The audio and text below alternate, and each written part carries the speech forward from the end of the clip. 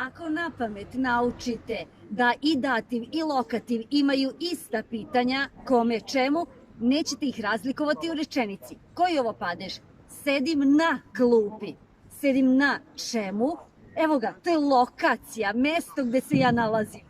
Sad znate tačno, to je lokativ. I pogledajte sada, kada idem prema klupi, idem od tačke A prema tački B, koji je to padež, usmerenost, pravac, to je dativ. Pogledajte, potpuno je različito. Kada se nalazim, tu mirujem ili šetam po graničnom prostoru, lokativ. Kada idem prema, dativ, iako imaju isti oblik. Eto, vidite kako je lako, jel da? Ako na pamet naučite da i dativ i lokativ imaju ista pitanja, kome, čemu, nećete ih razlikovati u rečenici. Koji je ovo padež? Sedim na klupi. Sedim na čemu? Evo ga, to je